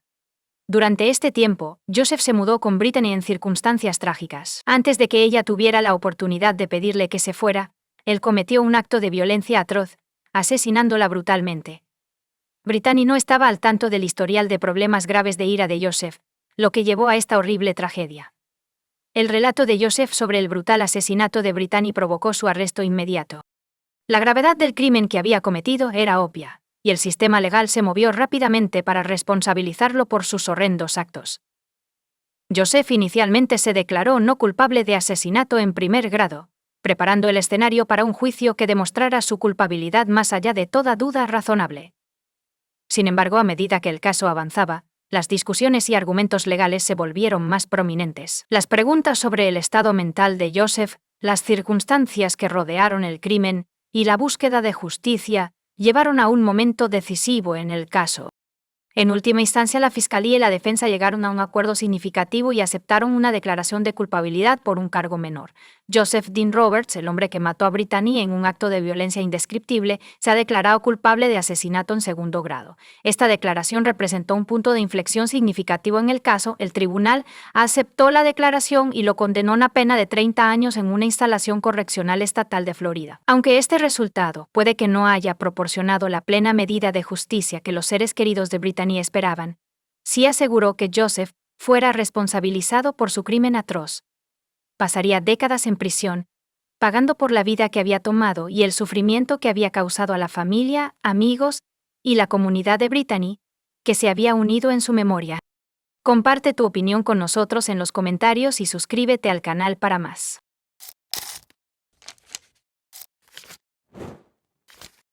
Hola chicos, bienvenidos a mi canal. Y hoy vamos a echar un vistazo a otro caso horrible con ustedes. Un día de verano de 2014, el Departamento de Policía de Nueva York recibió una llamada inesperada de una mujer que quería hablar con el detective que trabajaba en el caso del colon de Concha. Deborah Holmes llamó y solicitó urgentemente una reunión con los investigadores, después de enterarse de una noticia tan impactante. Esperaban que esta llamada inesperada ayudara a descongelar la larga y estancada investigación sobre una trágica pérdida, que había estado paralizada durante 5 años. Se trataba de la trágica muerte de Shelley Danishefsky, que causó un revuelo en Manhattan en la víspera de Año Nuevo de 2010. Shelley Coughlin creció en el lado este, rodeada de judíos ortodoxos. Las profundas raíces de su familia en esta comunidad moldearon su crianza. La transición de Shelley de una infancia feliz a una adultez exitosa estuvo marcada por su amor por el aprendizaje y la excelencia académica. Esta sed de conocimiento eventualmente la llevó a obtener un prestigioso título en gestión de activos, lo que le abrió las puertas a una exitosa carrera en la industria bancaria suiza. Su rápida ascensión en el mundo financiero la llevó a gestionar carteras multimillonarias para clientes en 1998. A pesar de tener una carrera exitosa en una de las ciudades más ricas del mundo, Shelley se sentía insatisfecha. Tenía una situación financiera estable y una familia amorosa. Sin embargo, su sueño de formar su propia familia y convertirse en madre seguía sin cumplirse. En febrero de 1998, estabas decidida a cambiar tu destino. Shelley asistió a un evento para solteros judíos destinado a ayudar a aquellos que buscan una pareja. Allí conoció a Rod Coughlin, un profesional bancario de 26 años. La joven pareja compartía muchos intereses comunes, ambos motivados por un deseo de éxito y estabilidad en la vida. Su conexión fue instantánea y profunda. La relación floreció rápidamente porque se complementaban perfectamente, sin tener en cuenta la significativa diferencia de edad. Shelley y Rod eran inseparables, compartiendo cada momento juntos. Estaban tan enamorados que decidieron casarse poco después de conocerse.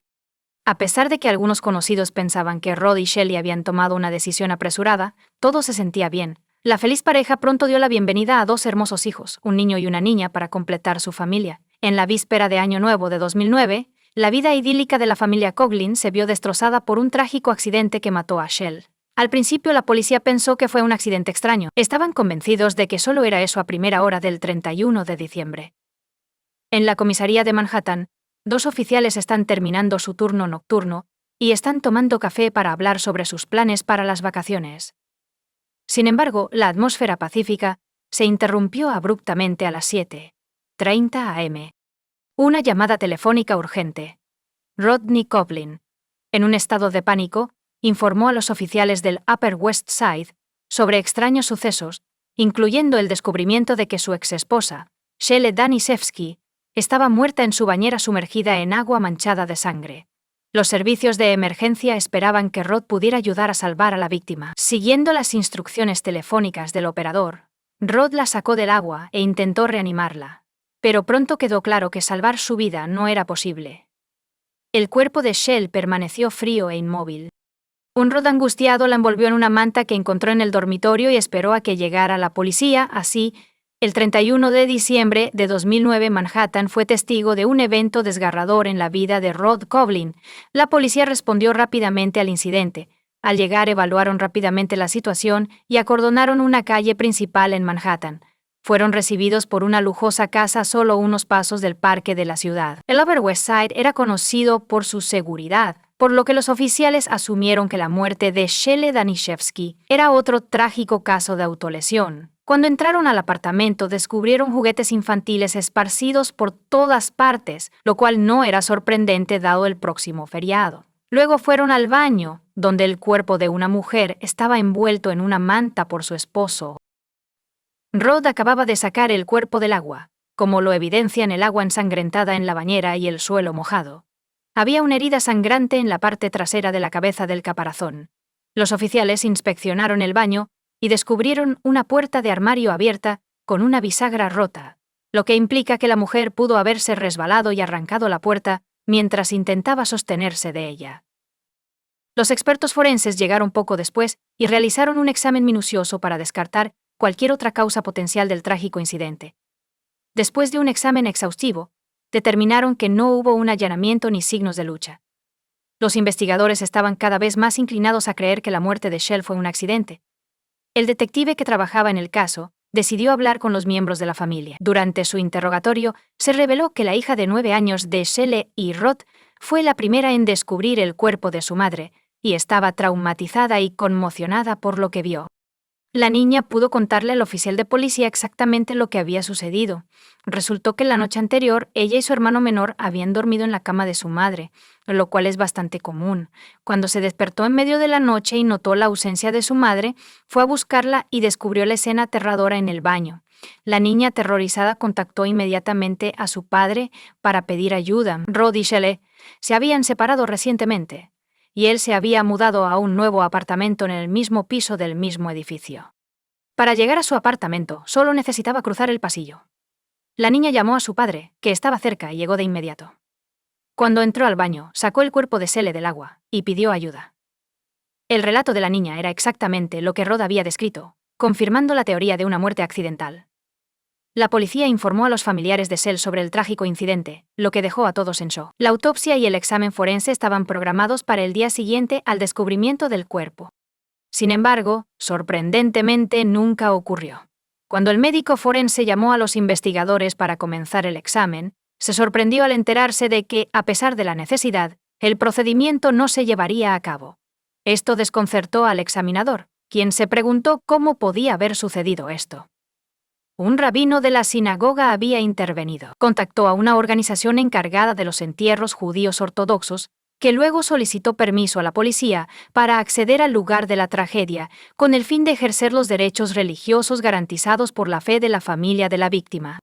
Se otorgó permiso y un equipo liderado por el rabino llegó al lugar. Limpiaron la bañera de las manchas de sangre y prepararon el cuerpo para el entierro. Toda la evidencia y las pistas recopiladas fueron destruidas antes de llegar al departamento forense de la policía. Las autopsias se consideran un tabú en la tradición judía ortodoxa y se ven como una profanación del cuerpo del difunto, por lo que la organización actuó rápidamente. En este caso, el rabino de la sinagoga presionó a la familia de Shell, a los parientes en duelo y a su esposo, quienes estaban agradecidos por la ayuda del rabino y, a pesar de sus dudas sobre la naturaleza accidental del incidente, no se opusieron. La familia también decidió prescindir de la autopsia y dejar los arreglos funerarios a la organización de preparación de entierros. Así, en menos de 24 horas, Shallow había sido enterrado. Cientos de personas vinieron a presentar sus últimos respetos y condolencias a la familia. Más tarde, después de enterarse por la policía de que se destruyeron posibles pistas mientras limpiaban el baño, los padres de Shell comenzaron a tener dudas sobre la versión oficial de su muerte. Una caída en la bañera era ciertamente un riesgo. Sin embargo, la posibilidad de muerte por un accidente así les parecía cada vez menos probable. Aunque nada confirmaba sus sospechas, la idea de que la muerte de su hija no fuera un accidente les perturbaba enormemente. El Departamento de Policía de Nueva York no pudo llevar a cabo una investigación adicional porque las pruebas fueron destruidas, lo que llevó a la familia a contratar a un detective privado para aclarar las circunstancias y confirmar que la muerte de Shell fue causada por una caída trágica. El investigador privado contratado por los familiares de la mujer comenzó a investigar este inusual caso. Primero, visita la casa de la familia del fallecido y habla con los parientes de sus declaraciones. Descubrió que su relación estaba lejos de ser perfecta y que su matrimonio enfrentaba serios desafíos. La pareja celebró su 10º aniversario de bodas en 2008. Sin embargo, su felicidad conyugal se desmoronó rápidamente. Rod luchaba en su carrera, cambiando de trabajo con frecuencia. Se reveló que había desarrollado una adicción al juego y había gastado mucho dinero en ello. Shell estaba preocupada por la negligencia de su esposo hacia la familia y el uso excesivo de los videojuegos. Rod estaba gastando sus ahorros en torneos de backgammon, de los cuales Shell se había quejado a sus amigos cercanos. Estaba insatisfecha con la cantidad de dinero familiar que él gastaba en sus numerosos viajes. Además, descubrió que él había sido infiel durante sus numerosos viajes. Es importante señalar que Shelley no era pasiva ni ingenua respecto al comportamiento de su esposo. Después de descubrir su infidelidad a través de sus correos electrónicos, decidió poner fin a su matrimonio y obtuvo permiso para un divorcio religioso. Externamente, la pareja todavía parecía estar casada, pero Rod se había mudado a otro apartamento en el mismo edificio y un divorcio oficial tomó algún tiempo en completarse. A pesar de su distanciamiento y relaciones tensas, Shelley y Rod intentaron mantener una actitud amigable, especialmente por sus hijos. Sin embargo, el comportamiento de Rod frecuentemente causaba conflictos y desacuerdos. Shell se había quejado recientemente a sus amigos cercanos sobre su esposo, describiéndolo como agresivo y de mal genio. Ella sospechaba que él estaba monitoreando su entrada al apartamento cuando ella no estaba presente y revisando sus correos electrónicos. También sospechaba que Rod había instalado una cámara en el pasillo del edificio para monitorear cuando ella regresaba a casa. Estas complejidades en su vida marital podrían haber motivado una investigación más profunda sobre la muerte de Shell. Después de recopilar todos estos detalles, el detective privado propuso la teoría de que Rod estaba involucrado en la muerte de su esposa y que necesitaba realizar investigaciones adicionales para conocer toda la verdad. El primer objetivo de los detectives era determinar si había ocurrido un crimen en el lugar donde se descubrió el cuerpo. Tenía la intención de inspeccionar el apartamento vacío, pero se encontró con un problema. La puerta estaba sellada. Rápidamente obtuvo una orden judicial para acceder al lugar y llegó a la escena, acompañado por oficiales de policía de Nueva York. Intentó desbloquear la puerta con la llave proporcionada de antemano, pero la cerradura obstinada resistió por un tiempo. Después de unos momentos, Rod Coughlin salió de su apartamento al final del pasillo. Afirmó haber escuchado ruido y venir a ver qué estaba pasando. Cuando fue confrontado por la policía, el detective Rod tomó la llave y abrió la puerta sin esfuerzo. Esto planteó algunas preguntas para el detective. Rod escuchó sonidos en el pasillo por casualidad, o estaba vigilando deliberadamente las cosas. Una vez dentro del apartamento, el detective estaba decidido a encontrar pruebas que respaldaran su teoría del asesinato. Los familiares de Shell dicen que ella estaba en casa el 31 de diciembre, pero su teléfono estaba desaparecido. El detective registró minuciosamente cada habitación, pero solo encontró el cargador del teléfono de la mujer. Aunque no se encontró el teléfono, al detective se le encargó investigar el baño en la escena de la muerte de Shell.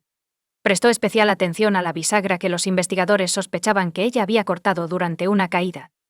Cuanto más examinaba este objeto, más se cuestionaba si la concha podría haber arrancado el detalle metálico que estaba firmemente sujeto al armario. Incluso con el peso de la mujer, habría requerido una fuerza inmensa. Había serias preocupaciones sobre tal posibilidad. Después de una larga discusión con las fuerzas del orden, el detective intentó persuadirlos de que esto no fue un accidente, sino un homicidio. Los investigadores no se dejaron convencer y citaron la falta de pruebas. Como resultado, se decidió realizar una autopsia para determinar definitivamente la causa de la muerte. La inminente exhumación del cuerpo de Shell suscitó intensos pensamientos y debates entre su familia. Habían pasado más de 2 semanas desde su entierro, y fue una decisión difícil para su familia.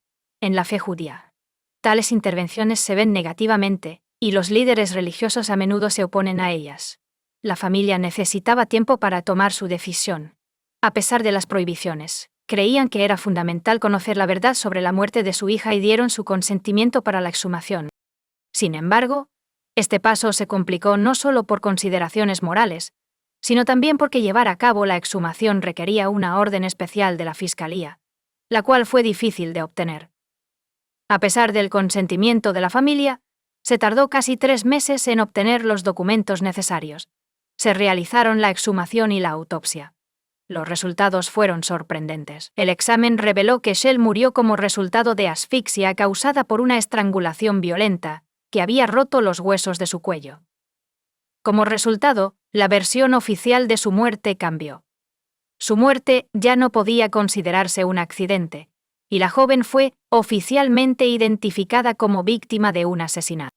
El Departamento de Policía de Nueva York reanudó su investigación sobre la muerte de Shell después de que los resultados de la autopsia confirmaran las sospechas de los detectives. Los investigadores comenzaron a examinar meticulosamente nuevos detalles, como los registros de llamadas telefónicas y los extractos bancarios. Toda información crítica en un caso de asesinato. Aparte de los miembros de la familia, se interrogó a todos los que interactuaron con Roth y Shelley, incluyendo a la niñera, la ama de llaves e incluso al abogado de divorcios. El abogado informó a la policía sobre el comportamiento inusual de la pareja.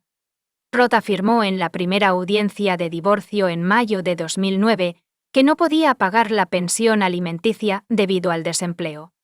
El juez sugirió en broma que Roth renunciara a sus juegos favoritos, lo que lo enfureció en la corte y expuso su verdadera naturaleza a todos. Roth no se detuvo ahí. Buscó venganza contra Shell, acusándola de llevar un estilo de vida inmoral, malversar fondos e incluso llamando a su empleador con acusaciones difamatorias sobre drogas y violencia contra su hijo. Shelley sufrió enormemente como resultado de estas falsas acusaciones. Una investigación iniciada en respuesta a estas acusaciones no reveló ninguna evidencia que respaldara las afirmaciones de su esposo. El aspecto más impactante de esta historia, sin embargo, fue cuando el hijo de Roth y Shell reveló que su padre le había enseñado a decir frases diseñadas para desacreditar a su madre. Roth pagó un alto precio por sus acciones despreciables. En una nueva audiencia de divorcio el 7 de julio de 2009, se le prohibió estar solo con sus hijos, una medida que permaneció en vigor incluso después de la muerte de Shelley. A Roth se le negó la custodia de sus hijos, y un trabajador social se los entregó a los padres de Roth, lo que desató su ira. Lo más probable es que creyera que finalmente aceptaría la responsabilidad por sus hijos. La policía también habló con una mujer que anteriormente había cuidado a los hijos de Roth antes de ser despedida por él. Les proporcionó a los detectives información intrigante. Resultó que el 30 de diciembre Shelley se había hecho un costoso tratamiento de queratina para el cabello que valía varios cientos de dólares. Las recomendaciones después del tratamiento incluían evitar la exposición a la humedad y al calor durante varios días, lo que impedía bañarse o ducharse. Esto plantea la pregunta de por qué Shelley arriesgaría dañar su cabello al ignorar estas recomendaciones. Los investigadores sospechaban que Shelley no se había bañado el día que murió. Sin embargo, sus conclusiones carecían de pruebas directas y eran insuficientes para acusar a alguien de asesinato por sí solas. Los detectives también revisaron las grabaciones de vigilancia del edificio donde vivía la pareja.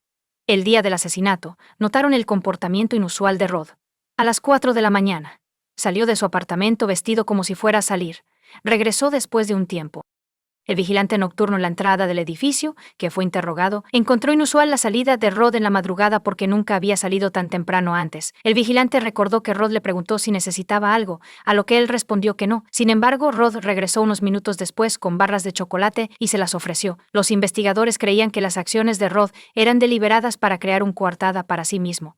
Roth ahora era el principal sospechoso. Y la tarea del investigador era probar su culpabilidad utilizando cualquier medio necesario. Su principal pregunta era qué llevó a Roth a asesinar a su esposa durante la investigación. A pesar de 2 audiencias de divorcio, Shelley y Roth siguieron legalmente casados, lo que significaba que sin un testamento o divorcio, la propiedad iría automáticamente a Roth. Ascendía a más de $5 millones. Otro punto crítico fue que el 31 de diciembre de 2009, Shelley programó una cita con su abogado para cambiar su testamento, con la intención de excluir a su esposo. Esto fue sin duda un golpe para Roth, proporcionando una motivación para el crimen. La posible pérdida de $5 millones, con 0 centavos de Roth, fue sin duda un factor motivador. Debido a que ya era un sospechoso, todos los activos de Shell fueron transferidos a una cuenta segura mientras se investigaba más a fondo su implicación en el crimen. Era obvio que si Roth hubiera estado monitoreando a su esposa, habría sabido sobre su reunión con el abogado para eliminarlo del testamento. Los investigadores sospechaban que Roth había instalado software espía para rastrear a su esposa. Shelley también fue vista regresando a casa alrededor de las 8 p.m. en las grabaciones de vigilancia. La noche anterior, estaban hablando por teléfono, el cual nunca se encontró después del crimen. Ahora que habían confirmado que el teléfono estaba en el apartamento, decidieron realizar otra búsqueda en la escena del crimen. Cuando los investigadores regresaron al apartamento, no tuvieron que buscar mucho. No podían creer lo que veían cuando vieron el teléfono de Shell tranquilamente reposando en su mesita de noche, enchufado al cargador. Nadie notó el dispositivo en esta ubicación durante la búsqueda inicial por parte de la policía de Nueva York, ni durante el examen por parte de detectives privados.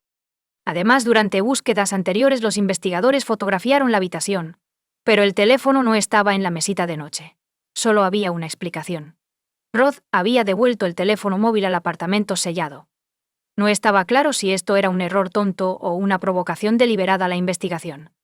Rod fue llamado para ser interrogado, pero ya había contratado a un abogado, quien le aconsejó permanecer en silencio. Los investigadores tuvieron que buscar más pruebas de su implicación. Cuando la policía examinó los registros telefónicos de Rod, descubrieron llamadas frecuentes a un número registrado en Jacksonville, Carolina del Norte. Deborah Holmes, una madre casada de 3 hijos, era la propietaria del número de teléfono. Ella era 14 años mayor que Rod. Se conocieron en un torneo de backgammon 5 meses antes del asesinato de Shell y tuvieron un apasionado romance. Los amantes se conocieron en torneos de backgammon y luego jugaron juntos en línea. El investigador vio una oportunidad para encontrar una filtración de EAD y llamó a la mujer para hacerle algunas preguntas. Para su sorpresa, Deborah explicó que su abogado le había aconsejado no hablar con ellos. Ante otra negativa, los funcionarios encargados de hacer cumplir la ley decidieron preguntar por el nombre del abogado. Resultó ser el mismo abogado que representó a Rod Kovlin. La última esperanza de la policía era encontrar mensajes comprometidos o correspondencia electrónica entre Rod y Deborah. Esperan encontrarlos en el teléfono recién descubierto de Shelley. Desafortunadamente, cada mensaje ha sido eliminado profesionalmente. Incluso los programadores expertos no pudieron recuperar los datos. Rod había planeado todo meticulosamente, aparentemente burlándose de las autoridades. Los días se convirtieron en meses y años, y estaba claro que Rod Kovlin estaba evadiendo la justicia. Quizás el crimen que cometió fue perfecto, pero la limpieza del baño por parte del rabino, que eliminó todas las huellas de sangre y otras pruebas, fue crucial. Esta acción destruyó todo posible ADN, huellas dactilares y fibras, complicando la investigación, que se volvió cada vez más prolongada. Rod nunca admitió su crimen, y la falta de pruebas impidió que el caso avanzara a juicio. Habían pasado 5 años desde que comenzó la investigación sobre la muerte de Shelley. Sin embargo, no se habían realizado arrestos. Después de años de búsquedas infructuosas de pistas y pruebas que vincularan a Rod Kovlin con la muerte de su esposa, la amante del sospechoso se presentó inesperadamente. Tras su llamada telefónica, la policía la invitó a la comisaría, donde Deborah Holmes llegó de inmediato. Resultó que ella y Rod se habían separado unos meses antes, lo que la llevó a llamar a la policía. Lo que les contó a los investigadores durante los siguientes 3 días los dejó atónitos. Deborah tenía mucho que revelar. Les informó sobre los planes de Rod para la custodia de sus hijos. Rod seguía siendo un sospechoso en la muerte de su esposa y no tenía derechos de custodia sobre los niños, por lo que no podía acceder a su dinero. Rod estaba dispuesto a hacer cualquier cosa para apoderarse de ella. Ella había dejado millones y había ideado un plan atroz. Kovlin tiene la intención de persuadir a su hija de 15 años para que simule un asalto y luego acusar a su padre, el padre de Rod, del delito. Esto llevaría al abuelo a la cárcel, lo que resultaría en que perdiera la custodia de sus nietos. Rod esperaba que su hija aceptara su plan a cambio de dinero. Mientras tanto, el criminal estaba retirando dinero regularmente de la única cuenta a la que tenía acceso, la cual Shelley había establecido para la educación de sus hijos. Los padres de Rod notaron que estaba malgastando sus ahorros, que deberían haber ido hacia el futuro de su hija e hijo. Estaban insatisfechos con su falta de interés en la vida de sus hijos, lo que provocó una discusión. Rod estaba tan enojado con sus padres que consideró seriamente acabar con sus vidas. Rod Kovlin compartió su plan con Deborah en 2012. Planeó que su hija pusiera veneno para ratas en la casa de sus abuelos. Como la niña era menor de edad, Rod calculó que pasaría mucho menos tiempo en prisión que él.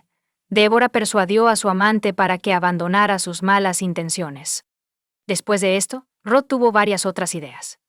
En un momento dado consideró quemar la casa de sus padres y bloquear las puertas para mantenerlos dentro. También consideró organizar un matrimonio ficticio para su hija con un hombre mexicano, después del cual ella estaría obligada a ceder una parte de su herencia a su padre. Cuando la policía escuchó el testimonio de Deborah, no podían creer la precisión de los detalles. Había estado recopilando pruebas y almacenándolas en discos duros todo el tiempo. se dio cuenta de que estaba tratando con un psicópata. Ella esperó pacientemente a que Rod perdiera interés en ella antes de entregar estas valiosas informaciones a las autoridades. Las grabaciones incluían cientos, si no miles, de las conversaciones de Rod con varias personas. Ahora los agentes de la ley tenían que escuchar atentamente estos gigabits de datos en busca de pruebas contundentes. Las contribuciones de Deborah a esta compleja investigación fueron significativas. A medida que los investigadores comenzaron a analizar las grabaciones, descubrieron un hecho asombroso. Durante una conversación con un conocido del backgammon, Rod mencionó inadvertidamente tener las llaves del apartamento de Shelley y la capacidad de entrar en él en cualquier momento. Estos discos duros resultaron ser un recurso valioso para la policía, conteniendo cientos de materiales relacionados con el caso. Los investigadores descubrieron que Rod estaba conspirando contra su propia hija, con la intención de culparla por la muerte de la madre, en una dirección de correo electrónico utilizada por el padre para enviar un correo electrónico falsificado. Se afirmó que la hija admitió haber mentido y que su madre no simplemente se cayó, según la historia inventada. Tuvieron una discusión por la noche y ella empujó a su madre al baño. Gracias a toda la información recopilada, la policía finalmente tuvo suficientes pruebas para acusar a Rod Coughlin de la muerte de su esposa. El 1 de noviembre de 2015, Rod Coughlin fue arrestado. La familia de Shelley esperaba el juicio del agresor de su hija. Pero la victoria no estaba garantizada. Los cargos eran circunstanciales, y un abogado hábil podría sembrar dudas en la mente de los jurados. Los detectives continuaron su investigación recopilando nueva información y verificando meticulosamente todas las pruebas. Pronto, una prueba irrefutable llegó de una fuente inesperada. Mientras estaba en prisión, Rod Coughlin le contó a un compañero de celda sobre la muerte de su esposa. Describió sus acciones con gran detalle, incluso imitando el gesto que usó para estrangularla. La policía solicitó las grabaciones de vigilancia y descubrió que coincidían perfectamente con los resultados de la autopsia. Esta era una evidencia directa de la culpabilidad de Rod, casi como una confesión. El juicio duró 7 largas semanas. Durante este tiempo, el jurado escuchó los atroces planes de Coughlin, que incluían asesinar a su esposa, atacar a sus padres y incriminar a sus propios hijos. El jurado quedó horrorizado por su comportamiento frío y engañoso. Les tomó 2 días llegar a una decisión final. Rod Coughlin fue declarado culpable en marzo de 2019 de la muerte de Shelley Daniszewski, su esposa y madre de sus hijos. A pesar de la falta de pruebas directas, recibió una sentencia de cadena perpetua con posibilidad de libertad condicional. Después de 25 años, Shelley Coughlin era una mujer exitosa y decidida que buscaba la simple felicidad familiar. Sin embargo, un monstruo despiadado y codicioso cruzó su camino, reclamando no solo su vida, sino también la de sus hijos y seres queridos. La determinación de Deborah Holmes llevó esta trágica historia a la justicia. El criminal fue condenado por sus horrendos actos. La valentía de Deborah probablemente ayudó no solo a obtener justicia, sino también a prevenir posibles crímenes futuros. Rod Coughlin nunca más hará daño a su familia ni a la gente de Nueva York. Comparte tu opinión con nosotros en los comentarios y suscríbete al canal para más.